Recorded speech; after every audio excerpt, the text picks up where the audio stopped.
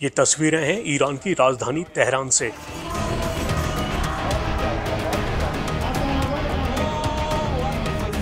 यहाँ जो लोग दिख रहे हैं वो इजराइल पर ईरान के हालिया हमले के समर्थन में उतरे हैं।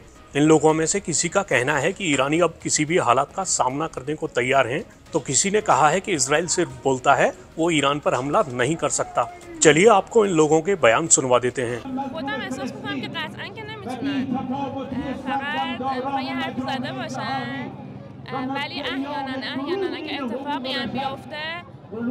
مردمی هستیم که همیشه پایکار بودیم، نه ترسی داریم، میدونیم که راهمون حقه و هیچ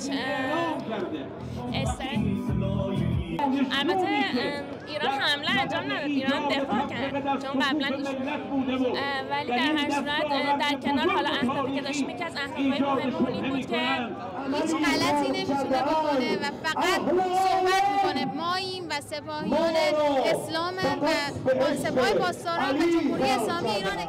उधर इजराइल के सेना प्रमुख ने सोमवार को कहा कि उनका देश पिछले हफ्ते हुए ईरान के हमले का जवाब देगा। हालांकि उन्होंने ये नहीं बताया कि इजराइल ऐसा कब और कैसे करेगा।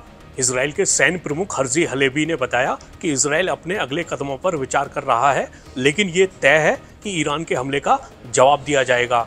चलिए अब आपको पिछले कुछ वक्त की उन घटनाओं से रूबरू करा देते हैं जिनकी वजह से ईरान और इजराइल के बीच सीधे युद्ध की नौबत आ गई। तारीख 7 अक्टूबर 2023 फिलिस्तीनी उग्रवादी संगठन हमास इजराइल पर भयानक हमला कर देता है। ये वही हमास है जिसे इजराइल के खिलाफ ईरान के सहयोगी के तौर पर देखा जाता है। तो हमास के हमले में न सिर्फ बड़ी संख्या में लोगों की मौत हो गई, बल्कि हमास ने इस हमले के दौरान लोगों को बंधक भी बना लिया।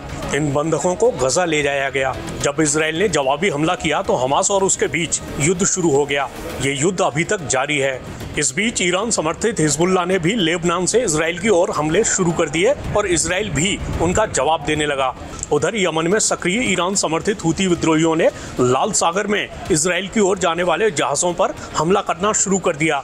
इसके बाद इस प्रमुख व्यापार मार्ग पर हूतियों का खतरा इतना बड़ा हो गया कि प्रमुख शिपिंग कंपनियों ने इस क्षेत्र से आना जाना ही बंद कर दिया। मतलब व्यापार के आधार पर भी हूतियों के इन हमलों का असर दुनिया के कई हिस्सों पर पड़ने लगा।